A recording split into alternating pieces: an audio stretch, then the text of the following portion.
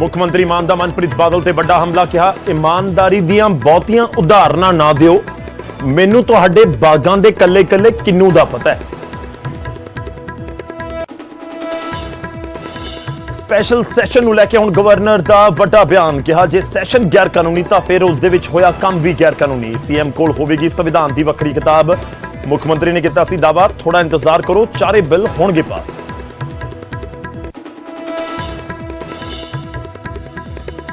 ਸੰਸਦ ਦੇ ਬਾਹਰ ਐਮਪੀਜ਼ ਦੇ ਪ੍ਰਦਰਸ਼ਨ ਦੇ ਵਿੱਚ ਸ਼ਾਮਲ ਹੋਏ ਸੀਐਮ ਮਾਨ। ਸੰਜੀਤ ਸਿੰਘ ਦੀ ਸਸਪੈਂਸ਼ਨ ਅਤੇ ਰਾਹੁਲ ਗਾਂਧੀ ਦੀ ਮੈਂਬਰਸ਼ਿਪ ਰੱਦ ਕਰਨ ਨੂੰ ਲੈ ਕੇ ਕੇਂਦਰ ਤੇ ਚੁੱਕੇ ਸਵਾਲ। ਕਿਹਾ ਲੋਕਾਂ ਦੀ ਆਵਾਜ਼ ਦਬਾਉਣ ਦੇ ਵਿੱਚ ਲੱਗੀ ਹੈ ਕੇਂਦਰ ਸਰਕਾਰ, ਦੇਸ਼ ਦੇ ਲਈ ਘਾਤਕ ਹੈ ਨਫ਼ਰਤ ਦੀ ਰਾਜਨੀਤੀ।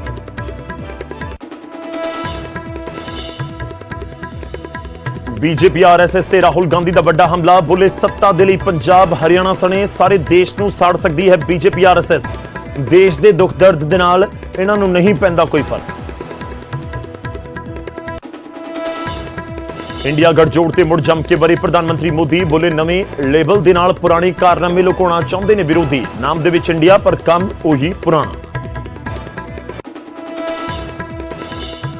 ਹੜ੍ਹਾਂ ਦੇ ਮੁੱਦੇ ਤੇ ਗਵਰਨਰ ਨੂੰ ਮਿਲਿਆ ਪੰਜਾਬ ਬੀਜੇਪੀ ਦਾ ਵਫਦ। ਮਾਨ ਸਰਕਾਰ ਦੀ ਕਾਰਗੁਜ਼ਾਰੀ ਤੇ ਚੁੱਕੇ ਸਵਾਲ। ਕਿਹਾ ਸਰਕਾਰ ਦੀ ਲਾਪਰਵਾਹੀ ਕਰਕੇ ਤਬਾਹ ਹੋਇਆ ਪੰਜਾਬ। ਆਮ ਆਦਮੀ ਪਾਰਟੀ ਬੋਲੀ ਔਖੀ ਘੜੀ ਦੇ ਵਿੱਚ ਵੀ ਕਰ ਰਹੇ ਨੇ ਵੋਟਾਂ ਦੀ ਸਿਆਸਤ। ਚੰਡੀਗੜ੍ਹ ਦੇ ਵਿੱਚ ਯੂਥ ਅਕਾਲੀ ਦਲ ਦੇ ਵੱਲੋਂ ਸੀਐਮ ਰਿਹਾਇਸ਼ ਘੇਰਨ ਦੀ ਕੋਸ਼ਿਸ਼। ਪੁਲਿਸ ਨੇ ਬੈਰੀਕੇਡਿੰਗ ਲਗਾ ਕੇ ਰੋਕੇ ਅਕਾਲੀ ਵਰਕਰ। ਪੁਲਿਸ ਦੇ ਨਾਲ ਵੀ ਹੋਈ ਧੱਕਾ ਮੁੱਕੀ। ਸਰਕਾਰ ਤੋਂ ਹੜ੍ਹ ਪੀੜਤਾਂ ਦੇ ਲਈ ਮੁਆਵਜ਼ੇ ਦੀ ਮੰਗ। ਹਰਸਿਮਰਤ ਕੌਰ ਬਾਦਲ ਨੇ ਗ੍ਰਹਿ ਮੰਤਰੀ ਅਮਿਤ ਸ਼ਾਹ ਨੂੰ ਲਿਖੀ ਚਿੱਠੀ। ਜੰਮੂ ਕਸ਼ਮੀਰ ਅਸੈਂਬਲੀ ਦੇ ਵਿੱਚ ਘੱਟ ਗਿਣਤੀ ਸਿੱਖ ਭਾਈਚਾਰੇ ਦੇ ਲਈ 2 ਸੀਟਾਂ ਰਾਖਵੀਆਂ ਰੱਖਣ ਦੀ ਮੰਗ। ਕਸ਼ਮੀਰੀ ਪੰਡਤਾਂ ਦੀ ਤਰਜ਼ ਦੇ ਉੱਤੇ ਮਿਲੇ ਰਿਜ਼ਰਵੇਸ਼ਨ। ਗੁਰਦਾਸਪੁਰ ਦੇ ਵਿੱਚ ਪੁਲਿਸ ਨੂੰ ਮਿਲੀ ਵੱਡੀ ਕਾਮਯਾਬੀ। 17 ਪੈਕੇਟ ਹੈਰੋਇਨ ਬਰਾਮਦ। ਇੱਕ ਮਹਿਲਾ ਸਣੇ 3 ਮੁਲਜ਼ਮ ਗ੍ਰਿਫਤਾਰ। ਕਾਰ ਵੀ ਜ਼ਬਤ। ਸ਼੍ਰੀਨਗਰ ਤੋਂ ਲਿਆਂਦੀ ਜਾ ਰਹੀ ਸੀ ਖੇਪ। ਸੰਗਰੂਰ ਦੇ ਲਹਿਰਾ ਗਾਗਾ ਦੇ ਵਿੱਚ ਸੀਵਰੇਜ ਟੈਂਕ ਦੀ ਸਫਾਈ ਦੌਰਾਨ ਵੱਡਾ ਹਾਦਸਾ। ਗੈਸ ਚੜ੍ਹਨ ਕਾਰਨ ਇੱਕ ਸਫਾਈ ਕਰਮਚਾਰੀ ਦੀ ਮੌਤ, 2 ਦੀ ਹਾਲਤ ਗੰਭੀਰ।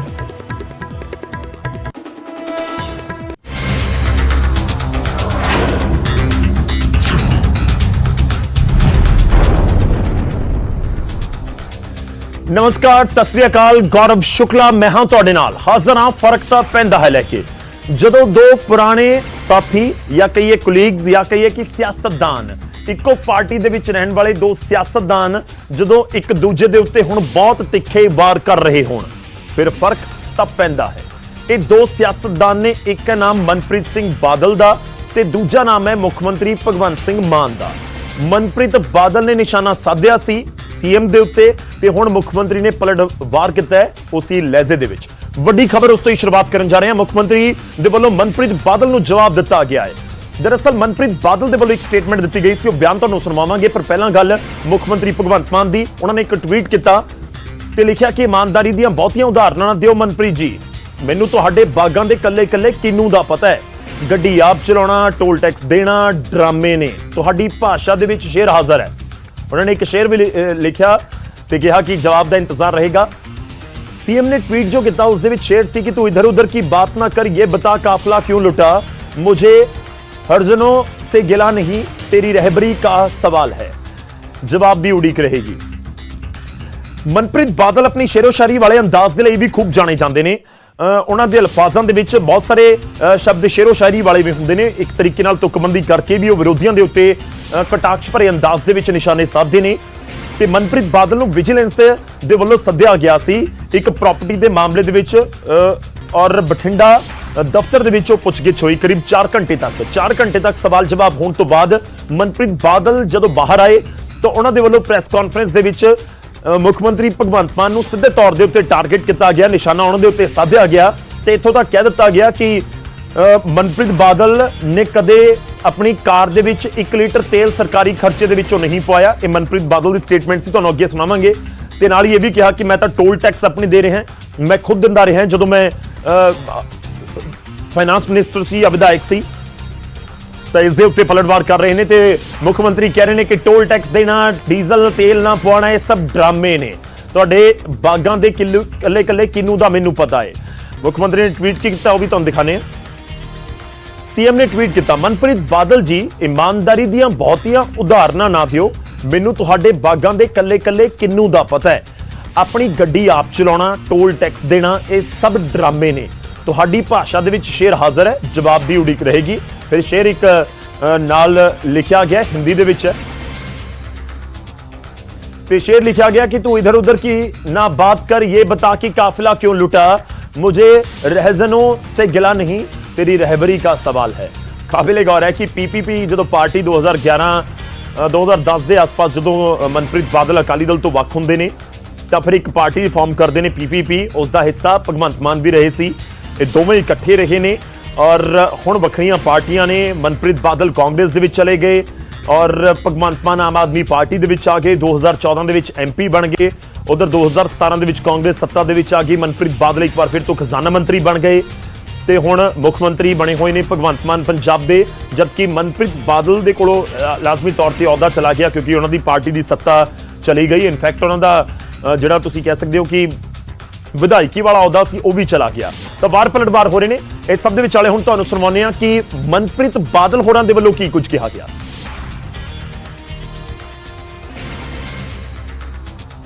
मैं थोड़े जरिए भगवंत मान नूं मेरा सुनेहा कि भगवंत, ना तो मैं तेथों डरदा ते ना मैं तेरी विजिलेंस तो डरदा, और भगवंत मैं तेनों नसीहत भी करूँगा कि जिन्नी तेरी हैसियत है और जिन्नी तेरी औकात है, तेरे मन च ना रह जाए यार कि मैं CM बनया सी ते मैं मनप्रीत का नुकसान नहीं कर सकिया या मनप्रीत नूं मैं बर्बाद नहीं कर सकिया। ते मैनू तू राजा विडिंग ना समझ ली कि अद्धी रात नूं टोपी पा के मास्क पा के ते मैं तेरे गोडे हथ ला दूंगा। ये मेरी फितरत है नहीं। ਤਾਂ ਇਹ ਗੱਲ ਇੱਥੇ ਹੀ ਖਤਮ ਹੁੰਦੀ ਤਾਂ ਨਜ਼ਰ ਨਹੀਂ ਆ ਰਹੀ ਔਰ ਇਹ ਵਾਰ ਪਲਟਵਾਰ ਅੱਗੇ ਵੀ ਹੁੰਦਾ ਹੋਇਆ ਨਜ਼ਰ ਆ ਸਕਦਾ ਹੈ। ਮੁੱਖ ਮੰਤਰੀ ਦੇ ਟਵੀਟ ਤੋਂ ਬਾਅਦ ਹੁਣ ਇੰਤਜ਼ਾਰ, ਕਿਉਂਕਿ CM ਨੇ ਆਪਣੀ ਟਵੀਟ ਦੇ ਵਿੱਚ ਲਿਖਿਆ ਹੈ ਕਿ ਜਵਾਬ ਦੀ ਉਡੀਕ ਰਹੇਗੀ। ਤਾਂ ਮਨਪ੍ਰੀਤ ਬਾਦਲ ਕੀ ਜਵਾਬ ਦਿੰਦੇ ਨੇ ਨਹੀਂ ਦਿੰਦੇ ਨੇ ਉਸ ਦੇ ਉੱਤੇ ਵੀ ਨਜ਼ਰਾਂ ਰਹਿਣਗੀਆਂ। उधर पंजाब विधान सभा के विशेष इजलास को लेकर मुख्यमंत्री और गवर्नर मुड़ तो आमो सामने। सीएम ਦੇ ਸਰਕਾਰ ਦੇ ਕੰਮ ਦੇ ਵਿੱਚ ਦਖਲ ਦੇਣ ਵਾਲੇ ਬਿਆਨ ਦੇ ਉੱਤੇ ਗਵਰਨਰ ਨੇ ਜਵਾਬ ਦੇ ਵਿੱਚ ਕਿਹਾ ਕਿ ਸੰਵਿਧਾਨ ਦਾ ਦਾਇਰਾ ਦੱਸਦਾ ਹੈ ਕਿ ਦਖਲ ਨਹੀਂ ਹੈ। ਮੈਂ ਨਿਯਮਾਂ ਦੀ ਪਾਲਣਾ ਕਰਦਾ ਹਾਂ। ਇਜਲਾਸ ਜੇਕਰ असंवैधानिक सी तो काम भी गैर संवैधानिक ही होगा।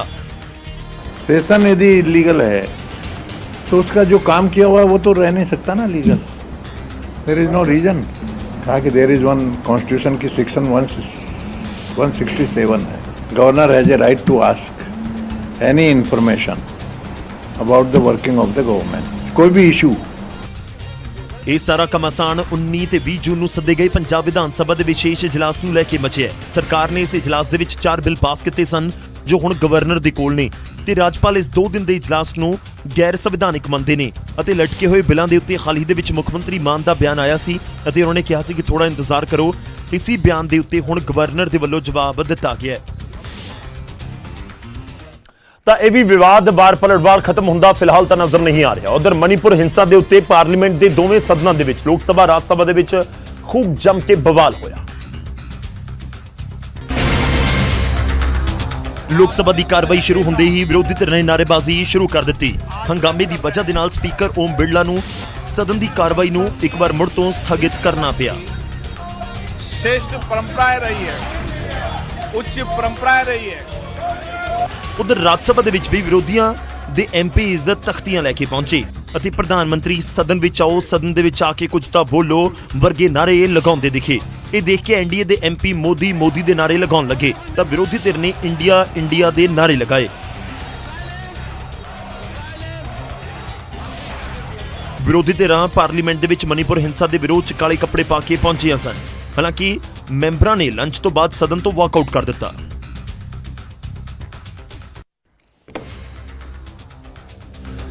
ਤਾਂ ਪਾਰਲੀਮੈਂਟ ਦੇ ਵਿੱਚ ਖੂਬ ਹੰਗਾਮਾ ਹੁੰਦਾ ਹੋਇਆ ਨਜ਼ਰ ਆ ਰਿਹਾ ਹੈ। ਮੁੱਦਾ ਹੈ ਮਨੀਪੁਰ ਦਾ। ਉਧਰ ਮਨੀਪੁਰ ਦੇ ਮੁੱਦੇ ਦੇ ਉੱਤੇ ਹੰਗਾਮਾ ਹੋਇਆ ਤੇ CM ਭਗਵੰਤ ਮਾਨ ਵੀ ਦਿੱਲੀ ਪਹੁੰਚੇ ਹੋਏ ਸਨ। ਪਾਰਲੀਮੈਂਟ ਦੇ ਬਾਹਰ ਬੈਠੇ MPs ਦੇ ਧਰਨੇ ਪ੍ਰਦਰਸ਼ਨ ਦੇ ਵਿੱਚ ਮੁੱਖ ਮੰਤਰੀ ਵੀ ਸ਼ਾਮਲ ਤੇ CM ਮਾਨ ਨੇ ਰਾਜ ਸਭਾ ਮੈਂਬਰ ਸੰਜੇ ਸਿੰਘ ਨੂੰ ਸਸਪੈਂਡ ਕਰਨ ਅਤੇ ਰਾਹੁਲ ਗਾਂਧੀ ਦੀ ਲੋਕ ਸਭਾ ਮੈਂਬਰਸ਼ਿਪ ਰੱਦ ਕਰਨ ਦੇ ਉੱਤੇ ਸਵਾਲ ਚੁੱਕੇ। ਮੁੱਖ ਮੰਤਰੀ ਭਗਵੰਤ ਮਾਨ ਨੇ ਕਿਹਾ ਕਿ ਪਾਰਲੀਮੈਂਟ ਦੇ ਵਿੱਚ ਹੰਗਾਮਾ ਉਸ ਵੇਲੇ ਹੁੰਦਾ ਹੈ ਜਦੋਂ ਸਰਕਾਰ ਵਿਰੋਧੀ ਸੰਸਦਾਂ ਨੂੰ ਬੋਲਣ ਦਾ ਮੌਕਾ नहीं ਦਿੰਦੀ। वेल में जाने का शौक थोड़ी है, या सस्पेंड होने का कोई शौक थोड़ी है, खबरें छपवाने के लिए थोड़ी आए हैं यहाँ पे।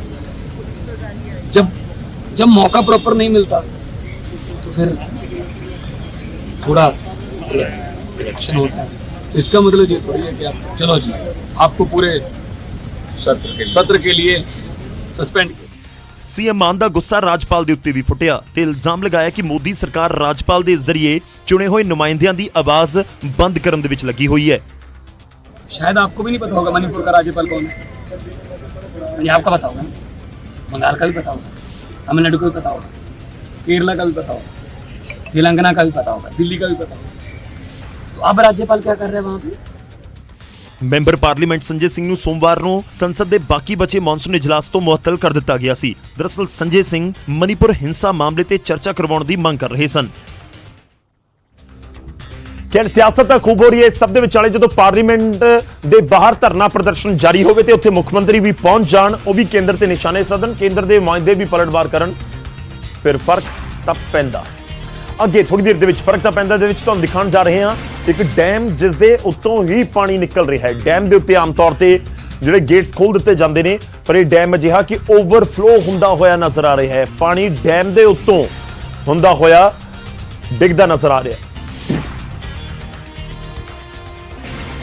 ਪੂਰੀ ਖਬਰ ਥੋੜੀ ਦੇਰ ਦੇ ਵਿੱਚ ਤੁਹਾਡੇ ਸਾਹਮਣੇ ਰੱਖਾਂਗੇ। ਉਧਰ ਮਣੀਪੁਰ ਹਿੰਸਾ ਨੂੰ ਲੈ ਕੇ ਰਾਹੁਲ ਗਾਂਧੀ ਨੇ ਪ੍ਰਧਾਨ ਮੰਤਰੀ ਮੋਦੀ ਨੂੰ ਘੇਰਿਆ। ਰਾਹੁਲ ਗਾਂਧੀ ਨੇ ਪ੍ਰਧਾਨ ਮੰਤਰੀ ਮੋਦੀ ਦੇ ਉੱਤੇ ਇਲਜ਼ਾਮ ਲਗਾਏ ਕਿ ਉਹਨਾਂ ਨੂੰ ਮਣੀਪੁਰ ਦੇ ਨਾਲ ਕੋਈ ਲੈਣਾ ਦੇਣਾ ਨਹੀਂ। ਬੀਜੇਪੀ ਤੇ ਆਰਐਸਐਸ ਸਿਰਫ ਸੱਤਾ ਦੀ ਭੁੱਖੀ ਹੈ ਅਤੇ ਇਸ ਦੇ ਲਈ ਉਹ ਮਣੀਪੁਰ ਤੱਕ ਹੀ ਪੂਰਾ ਦੇਸ਼ ਵੀ ਸਾੜਨ ਤੋਂ ਪਿੱਛੇ ਨਹੀਂ ਹਟਣਗੇ। वो सिर्फ सत्ता चाहते हैं और सत्ता के लिए वो कुछ भी कर देंगे। मणिपुर को जला देंगे, बाकी देश को जला देंगे। ਰਾਹੁਲ ਨੇ ਕਿਹਾ ਕਿ ਆਰਐਸਐਸ ਬੀਜੇਪੀ ਅਤੇ ਕਾਂਗਰਸ ਦੇ ਵਿਚਾਲੇ ਵਿਚਾਰਧਾਰਾ ਦੀ ਲੜਾਈ ਚੱਲ ਰਹੀ ਹੈ। इनको देश के दर्द से कुछ फर्क नहीं पड़ता, दुख से कोई फर्क नहीं पड़ता, इनको सिर्फ सत्ता चाहिए। आरएसएस के लोगों को, बीजेपी के लोगों को कोई दर्द नहीं हो रहा। ਰਾਹੁਲ ਗਾਂਧੀ ਨੇ ਯੂਥ ਕਾਂਗਰਸ ਦੇ ਲੀਡਰਜ਼ ਅਤੇ ਵਰਕਰਾਂ ਨੂੰ ਸੰਬੋਧਿਤ ਕਰਦੇ ਹੋਏ ਇਹ ਇਲਜ਼ਾਮ ਲਗਾਏ।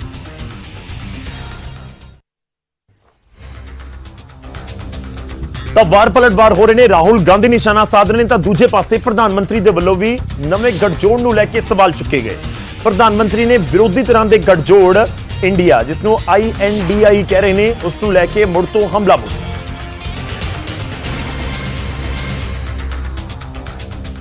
ਪ੍ਰਧਾਨ ਮੰਤਰੀ ਮੋਦੀ ਦੀ ਮੰਨੀਏ ਤਾਂ ਕਾਂਗਰਸ ਅਤੇ ਉਸ ਦੇ ਸਹਿਯੋਗੀ ਪਾਰਟੀਆਂ ਨੇ ਨਾਮ ਬਦਲਣ ਦਾ ਪੈਂਤਰਾ ਚੱਲਿਆ ਹੈ। ਕੋਈ ਪੀੜੀ ਜਾਂ ਕੰਪਨੀ ਬਦਨਾਮ ਹੋ ਜਾਵੇ ਤਾਂ ਫੌਰਨ ਕੰਪਨੀ ਵਾਲੇ ਨਵਾਂ ਬੋਰਡ ਲਗਾ ਕੇ ਆਪਣਾ ਕੰਮ ਸ਼ੁਰੂ ਕਰ ਦਿੰਦੇ ਨੇ। ਅੱਜ UPA ਤੋਂ ਨਾਮ ਬਦਲ ਕੇ INDIA ਕਰ ਦਿੱਤਾ ਗਿਆ ਹੈ। ਨਾਮ ਇਸ ਲਈ ਬਦਲਿਆ ਤਾਂ ਕਿ ਇਹ ਕਰਜ਼ ਮਾਫੀ ਦੇ ਨਾਮ ਦੇ ਉੱਤੇ ਕਿਸਾਨਾਂ ਦੇ ਨਾਲ ਵਿਸ਼ਵਾਸਘਾਤ ਲੁਕੋ ਸਕਣ, ਦਹਿਸ਼ਤਵਾਦ ਦੇ ਅੱਗੇ ਗੋਡੇ ਟੇਕਣ ਦੀ ਗੱਲ ਵੀ ਲੁਕੋ ਸਕਣ। UPA नाम बदला है ताकि ये गरीबों के साथ किए गए छल कपट को छिपा सके। INDIA के नाम के लेबल से ये अपने पुराने कारनामों को छुपाना चाहते हैं। UPA के कारनामों को छुपाना चाहता है।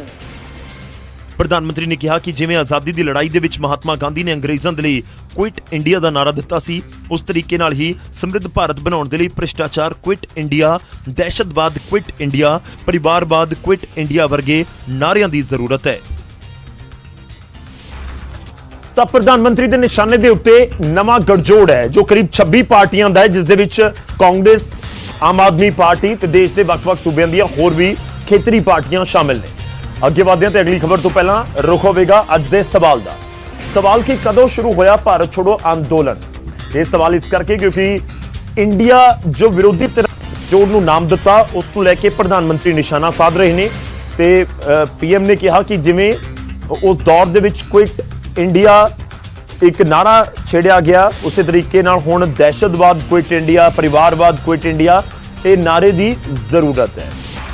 ਕੁਇਟ ਇੰਡੀਆ ਦਾ ਸਿੱਧਾ ਮਤਲਬ ਹੈ ਭਾਰਤ ਛੋੜੋ ਤਾਂ ਭਾਰਤ ਛੋੜੋ ਅੰਦੋਲਨ ਆਜ਼ਾਦੀ ਦਾ ਇੱਕ ਬਹੁਤ ਵੱਡਾ ਅੰਦੋਲਨ ਸੀ। ਇਹ ਕਦੋਂ ਸ਼ੁਰੂ ਹੋਇਆ ਸੀ? ਇਹ 1921 ਦੇ ਵਿੱਚ, B 1934, C 1942 ਦੇ ਵਿੱਚ ਜਾਂ ਆਪਸ਼ਨ D 1946 ਦੇ ਵਿੱਚ।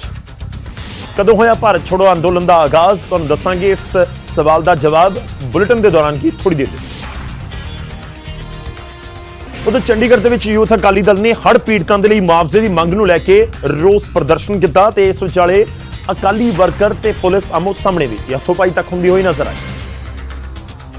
ਲਗਾ ਕੇ ਰੋਕ ਦਿੱਤਾ ਗਿਆ ਅਕਾਲੀ ਦਲ ਦੇ ਵਰਕਰਾਂ ਨੂੰ, ਔਰ ਇੱਥੇ ਚੰਡੀਗੜ੍ਹ ਪੁਲਿਸ ਅਤੇ ਅਕਾਲੀ ਦਲ ਦੇ ਵਰਕਰਾਂ ਦੇ ਵਿਚਾਲੇ ਧੱਕਾ ਮੁੱਕੀ ਦੇਖਣ ਨੂੰ ਮਿਲ ਰਹੀ ਹੈ। ਮਿਠਾਈ ਦੇ ਡੱਬੇ ਲੈ ਕੇ ਪਹੁੰਚ ਕੇ ਕਾਂਗਰਸ ਭਵਨ ਵਾਲੇ ਪਾਸੇ ਤੇ ਯੂਥ ਅਕਾਲੀ ਦਲ ਦੇ ਵਰਕਰਾਂ ਨੇ ਸੀਐਮ ਰਿਹਾਇਸ਼ ਅਤੇ ਕਾਂਗਰਸ ਭਵਨ ਵੱਲ ਜਾਣ ਦੀ ਕੋਸ਼ਿਸ਼ ਕੀਤੀ, ਪਰ ਪਹਿਲਾਂ ਤੋਂ ਹੀ ਬੈਰੀਕੇਡਿੰਗ ਕੀਤੀ। ਪੁਲਿਸ ਨੇ ਪ੍ਰਦਰਸ਼ਨਕਾਰੀਆਂ ਨੂੰ ਰਾਹ ਦੇ ਵਿੱਚ ਹੀ ਰੋਕ ਲਿਆ। ਇੱਕ ਤਾਂ ਅਸੀਂ ਵਧਾਈ ਦੇਣੀ ਸੀ ਨਵੇਂ ਗੱਠਜੋੜ ਨੂੰ, ਕਾਂਗਰਸ ਤੇ ਆਮ ਆਦਮੀ ਪਾਰਟੀ ਦੇ, ਕਿਉਂਕਿ ਕੇਜਰੀਵਾਲ ਤੇ ਰਾਹੁਲ ਗਾਂਧੀ ਇੱਕ ਹੋ ਚੁੱਕੇ ਨੇ, ਸਾਰਿਆਂ ਨੂੰ ਪਤਾ। ਅਸੀਂ ਤਾਂ ਇਹਨਾਂ ਨੂੰ ਮੰਗ ਪੱਤਰ ਦੇਣਾ ਕਿ ਭਾਈ ਹੜ੍ਹ ਪੀੜਤਾਂ ਦੀ ਸਾਰ ਲਓ, ਮੁਆਵਜ਼ਾ ਦਿਓ, ਗਿਰਦਾਵਰੀ ਕਰੋ ਜਾਂ ਸਾਨੂੰ ਉੱਥੇ ਜਾਣ ਦਿਓ। ਪੁਲਿਸ ਦੇ ਰੋਕਣ ਤੋਂ ਬਾਅਦ ਯੂਥ ਅਕਾਲੀ ਦਲ ਦੇ ਮੈਂਬਰ ਸੜਕ ਦੇ ਉੱਤੇ ਹੀ ਧਰਨਾ ਲਗਾ ਕੇ ਬੈਠ ਗਏ ਅਤੇ ਸੀਐਮ ਸਣੇ ਕਾਂਗਰਸ ਨੂੰ ਮੰਗ ਪੱਤਰ ਦੇਣ ਦੀ ਮੰਗ ਦੇ ਉੱਤੇ ਅੜ ਗਏ। ਹੜ੍ਹ ਪੀੜਤਾਂ ਦੀ ਆਵਾਜ਼ ਚੱਕੋ। ਮੈਂ ਤੁਹਾਨੂੰ ਇੱਕ ਵਾਰ ਬੋਲ ਕੇ ਫਿਰ ਵੀ ਮੋਟਾ-ਮੋਟਾ ਮੈਂ ਦੱਸ ਦਿੰਦਾ ਮੀਡੀਆ ਰਾਹੀਂ, ਤਾਂ ਕਿ ਸਰਕਾਰ ਤੱਕ ਪਤਾ ਲੱਗ ਜੇ। ਸਾਡੀ ਬੇਨਤੀ ਇਹ ਹੈ ਯੂਥ ਅਕਾਲੀ ਦਲ ਵੱਲੋਂ ਕਿ ਜਿਨ੍ਹਾਂ ਕਿਸਾਨਾਂ ਦਾ, ਮਜ਼ਦੂਰਾਂ ਦਾ, ਗਰੀਬਾਂ ਦਾ ਝੋਨਾ ਖਰਾਬ ਹੋ ਗਿਆ, 50,000 ਏਕੜ ਪ੍ਰਤੀ ਮੁਆਵਜ਼ਾ ਦਿੱਤਾ ਜਾਵੇ। ਖੇਤੀਬਾੜੀ ਮਜ਼ਦੂਰ ਦਾ, ਕਿਸੇ ਵੀਰ ਦਾ ਮੇਰਾ ਨੁਕਸਾਨ ਹੋਇਆ, ਸਾਡੇ ਭਰਾ ਦਾ, ਉਹਨੂੰ 20,000। ਭਾਵੇਂ ਇਸ ਪ੍ਰਦਰਸ਼ਨ ਦਾ ਆਧਾਰ ਹੜ੍ਹ ਪੀੜਤਾਂ ਨੂੰ ਬਣਾਇਆ ਗਿਆ, ਪਰ ਉਸ ਤੋਂ ਜ਼ਿਆਦਾ ਇਹ ਪ੍ਰਦਰਸ਼ਨ ਕਾਂਗਰਸ ਅਤੇ ਆਮ ਆਦਮੀ ਪਾਰਟੀ ਦੇ ਵਿਚਾਲੇ ਹੋਏ ਗੱਠਜੋੜ ਦੇ ਖਿਲਾਫ ਯੂਥ ਅਕਾਲੀ ਦਲ ਦੀ ਰਣਨੀਤੀ ਨਜ਼ਰ ਆਇਆ। ਪੰਜਾਬ ਦੇ ਵਿੱਚ ਹੜ੍ਹਾਂ ਦੀ ਮਾਰ ਪਈ ਹੈ ਤਾਂ ਵੀਰਵਾਰ ਨੂੰ ਸਿਆਸਤ ਦਾ ਵੀ ਹੜ੍ਹ ਆਇਆ ਨਜ਼ਰ ਆਇਆ। ਇੱਕ ਪਾਸੇ ਯੂਥ ਅਕਾਲੀ ਦਲ ਨੇ, ਜੋ ਅਸੀਂ ਤੁਹਾਨੂੰ ਤਸਵੀਰਾਂ ਦਿਖਾਈਆਂ, ਪ੍ਰਦਰਸ਼ਨ ਕੀਤਾ ਚੰਡੀਗੜ੍ਹ 'ਚ, ਤਾਂ ਦੂਜੇ ਪਾਸੇ ਬੀਜੇਪੀ ਗਵਰਨਰ ਦੇ ਕੋਲ ਇਸ ਮੁੱਦੇ ਨੂੰ ਲੈ ਕੇ ਪਹੁੰਚ ਗਈ।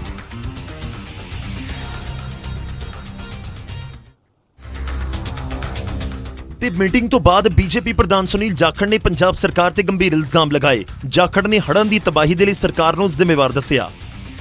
ਗਵਰਨਰ ਸਾਹਿਬ ਨੂੰ ਬੇਨਤੀ ਕਰਕੇ ਆਏ ਹਾਂ ਵੀ ਸਰਕਾਰ ਤੋਂ ਜਵਾਬਦੇਹੀ ਲਈ ਜਾਵੇ ਤਾਂ ਕਿ ਪੰਜਾਬ ਦੇ ਲੋਕਾਂ ਨੂੰ ਪਤਾ ਲੱਗ ਸਕੇ ਵੀ ਕਿਸ ਤਰ੍ਹਾਂ ਭਗਵੰਤ ਮਾਨ ਜੀ ਦੀ ਸਰਕਾਰ ਦੀ ਲਾਪਰਵਾਹੀ ਕਰਕੇ ਬਹੁਤ ਸਾਰਾ ਨੁਕਸਾਨ ਪੰਜਾਬ ਦੇ ਲੋਕਾਂ ਦਾ ਹੋਇਆ ਹੈ, ਜੋ ਕਿ ਰੋਕਿਆ ਜਾ ਸਕਦਾ ਸੀਗਾ। ਜਦਕਿ ਬੀਜੇਪੀ ਦੇ ਵਾਰ ਦੇ ਉੱਤੇ ਆਮ ਆਦਮੀ ਪਾਰਟੀ ਨੇ ਪਲਟਵਾਰ ਕੀਤਾ ਤੇ ਭਾਜਪਾ ਨੂੰ ਪੰਜਾਬ ਦੇ ਵਿੱਚ ਹੋਈ ਕੁਦਰਤੀ ਤਬਾਹੀ ਦੇ ਲਈ ਸੰਸਦ ਦੇ ਅੰਦਰ ਆਵਾਜ਼ ਚੁੱਕਣ ਦੀ ਨਸੀਹਤ ਦਿੱਤੀ। ਉੱਥੇ ਬੀਜੇਪੀ ਦੇ ਮੈਂਬਰ ਪਾਰਲੀਮੈਂਟ ਵੀ ਹੈ ਔਰ ਅਕਾਲੀ ਦਲ ਦੇ ਵੀ ਮੈਂਬਰ ਪਾਰਲੀਮੈਂਟ ਹੈਗੇ ਆ। ਸੋ ਜੇ ਇੰਨੇ ਪੰਜਾਬ ਦੇ ਪ੍ਰਤੀ ਸੁਹਿਰਦ ਹੈਗੇ ਆ, ਸਾਡੇ ਤੇ ਸਵਾਲ ਚੁੱਕਣ ਦੀ ਬਜਾਏ ਜਿੱਥੇ ਬੋਲਣਾ ਚਾਹੀਦਾ ਉੱਥੇ ਬੋਲਣ। ਹੜ੍ਹ ਦੋਵੇਂ ਪਾਸੇ ਜਾਰੀ ਹੈ, ਪਰ ਵਿੱਚ ਵਿਚਾਲੇ ਫਸੇ ਨੇ ਲੋਕ ਜੋ ਪਾਣੀ ਨੂੰ ਬੰਨ ਮਾਰ ਰਹੇ ਨੇ ਤੇ ਸਿਆਸਤਦਾਨਾਂ ਤੋਂ ਮਦਦ ਦੀ ਉਮੀਦ ਲਗਾ ਕੇ ਬੈਠੇ ਨੇ। ਇਸ ਸਿਆਸੀ ਹਲਚਲ ਦੇ ਵਿਚਾਲੇ ਲੋਕਾਂ ਨੂੰ ਇੰਤਜ਼ਾਰ ਹੈ ਕਿ ਆਖਿਰ ਕਦੋਂ ਉਹਨਾਂ ਤੱਕ ਵੀ ਰਾਹਤ ਪਹੁੰਚੇਗੀ।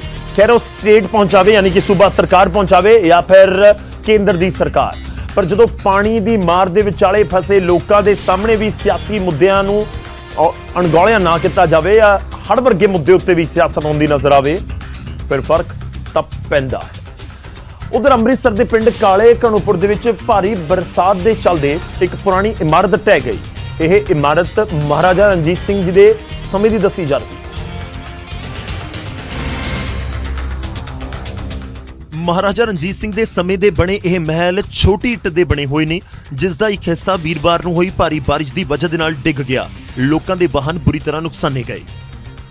ਇਹ ਸਰ ਮਹਾਰਾਜਾ ਰਣਜੀਤ ਸਿੰਘ ਦੇ ਟਾਈਮ ਦੀ ਬਣੀ ਹੋਈ ਬਿਲਡਿੰਗ ਤੇ ਕਾਫੀ ਟਾਈਮ ਦੀ ਜੱਜਰ ਹਾਲਤ 'ਚ ਹੈ ਤੇ ਨਾ ਤੇ ਇਹਨੂੰ ਕੋਈ ਦੇਖਭਾਲ ਕਰਦਾ ਤੇ ਨਾ ਹੁਣ ਇਹਦਾ ਕੋਈ ਇਹਨੂੰ ਵੇਖਣ ਦਾ ਵਾਲਾ ਹੈ। ਇਹ ਕਾਫੀ ਦਿਨ ਤੋਂ ਲੋਕੀ ਕਹਿ ਰਹੇ ਆ ਕਿ ਇਹਦਾ ਕੋਈ ਹੱਲ ਕਰੋ, ਲੇਕਿਨ ਕਰਦਾ ਕੋਈ ਨਹੀਂ ਹੈ। ਹਾਲਾਂਕਿ ਕੋਈ ਵੀ ਵਿਅਕਤੀ ਬਿਲਡਿੰਗ ਦੇ ਨੇੜੇ ਮੌਜੂਦ ਨਹੀਂ ਸੀ, ਜਿਸ ਕਾਰਨ ਜਾਨੀ ਨੁਕਸਾਨ ਤੋਂ ਤਾਂ ਬਚਾ ਰਿਹਾ, ਪਰ ਇਮਾਰਤ ਵਿਵਾਦਿਤ ਦੱਸੀ ਜਾ ਰਹੀ ਹੈ, ਜਿਸ ਕਾਰਨ ਇਸ ਦੀ ਮੁਰੰਮਤ ਦੇ ਵੱਲ ਕੋਈ ਧਿਆਨ ਨਹੀਂ ਦਿੱਤਾ ਜਾ ਰਿਹਾ। ਉੱਚ ਅਫਸਰਾਂ ਦੇ ਧਿਆਨ 'ਚ ਲਿਆਤੀ ਹੈ ਸਾਰੀ ਗੱਲ, ਤੇ ਬਾਕੀ ਇਹਨਾਂ ਨੂੰ ਕੰਪਨਸੇਸ਼ਨ ਜਿਹੜੀ ਆ ਸਰਕਾਰ ਦਊਗੀ ਜੀ। ਨਹੀਂ ਜਾਨੀ ਨਹੀਂ ਕੋਈ ਹੋਇਆ ਤੇ ਬਾਕੀ ਗੱਡੀਆਂ ਦਾ ਨੁਕਸਾਨ ਜ਼ਰੂਰ ਹੋਇਆ। ਲੋਕਾਂ ਨੇ ਖਦਸ਼ਾ ਜਤਾਇਆ ਕਿ ਇਮਾਰਤ ਦਾ ਬਾਕੀ ਹਿੱਸਾ ਵੀ ਕਿਸੇ ਵੇਲੇ ਵੀ ਡਿੱਗ ਸਕਦਾ ਹੈ। ਲੋਕਾਂ ਨੇ ਮੰਗ ਕੀਤੀ ਕਿ ਬਾਕੀ ਬਚੇ ਹਿੱਸੇ ਨੂੰ ਢਾਇਆ ਜਾਵੇ ਤਾਂ ਜੋ ਜਾਨੀ ਮਾਲੀ ਨੁਕਸਾਨ ਤੋਂ ਬਚਾਅ ਹੋ ਸਕੇ।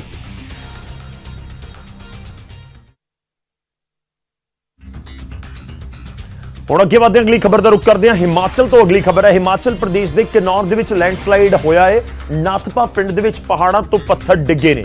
ਉਸ ਦੀਆਂ ਕੁਝ ਤਸਵੀਰਾਂ ਵੀ ਸਾਹਮਣੇ ਆਈਆਂ ਨੇ। ਪਹਾੜ ਦਾ ਇੱਕ ਵੱਡਾ ਹਿੱਸਾ ਟੁੱਟ ਕੇ ਡਿੱਗਿਆ ਔਰ ਉਸ ਦੀਆਂ ਕੁਝ ਤਸਵੀਰਾਂ ਨੇ ਔਰ ਕਿਸ ਤਰੀਕੇ ਨਾਲ ਉੱਥੇ ਸਥਿਤੀ ਹੋਏਗੀ। ਬਰਸਾਤਾਂ ਦੇ ਮੌਸਮ ਦੇ ਵਿੱਚ ਕਿਨੌਰ ਦਾ ਉਹ ਪੂਰਾ ਇਲਾਕਾ ਬਹੁਤ ਸੈਂਸਿਟਿਵ ਹੋ ਜਾਂਦਾ ਹੈ ਔਰ ਲੈਂਡਸਲਾਈਡ ਹਿਮਾਚਲ ਦੇ ਵਿੱਚ ਇਸ ਵਾਰ ਵੱਖ-ਵੱਖ ਥਾਵਾਂ ਦੇ ਉੱਤੇ ਨਜ਼ਰ ਆਈ ਹੈ।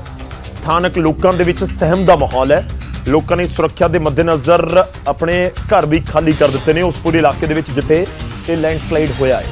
ਤਾਂ ਬਹੁਤ ਦੂਰ ਤੋਂ ਬੇਸ਼ੱਕ ਇਹ ਬਣਾਈ ਗਈ ਵੀਡੀਓ ਹੈ ਪਰ ਬਹੁਤ ਤਸਵੀਰ ਕਲੀਅਰ ਹੈ ਕਿ ਕਿਸ ਤਰੀਕੇ ਨਾਲ ਪਹਾੜ ਦਰਕਿਆ ਔਰ ਲੈਂਡਸਲਾਈਡ ਦੀ ਵਜ੍ਹਾ ਦੇ ਨਾਲ ਪੱਥਰ ਡਿੱਗਦੇ ਹੋਏ ਨਜ਼ਰ ਆ ਰਹੇ ਨੇ। ਇਸ ਪੂਰੇ ਇਲਾਕੇ ਜਿਹੜੇ ਲੋਕਾਂ ਦੇ ਘਰ ਸੀ, ਲੋਕਾਂ ਨੂੰ ਆਪਣੇ ਘਰ ਵੀ ਖਾਲੀ ਕਰਨੇ ਪਏ ਕਿਉਂਕਿ ਅਜਿਹੀ ਸਥਿਤੀ ਬਣਨ ਦਾ ਡਰ ਹੁੰਦਾ ਹੈ ਕਿ ਕਿਸੇ ਵੀ ਹਿੱਸੇ ਦੇ ਵਿੱਚ ਕੋਈ ਵੀ ਪਹਾੜ ਦਾ ਹਿੱਸਾ ਦਰਕ ਸਕਦਾ ਹੈ ਜਾਂ ਫਿਰ ਲੈਂਡਸਲਾਈਡ ਹੋ ਸਕਦੀ ਹੈ। ਹੁਣ ਅੱਗੇ ਵਧਦੇ ਹਾਂ ਤੇ ਤੁਹਾਨੂੰ ਦਿਖਾਵਾਂਗੇ ਡੈਮ ਦੇ ਉੱਤੋਂ ਓਵਰਫਲੋ ਹੁੰਦਾ ਪਾਣੀ।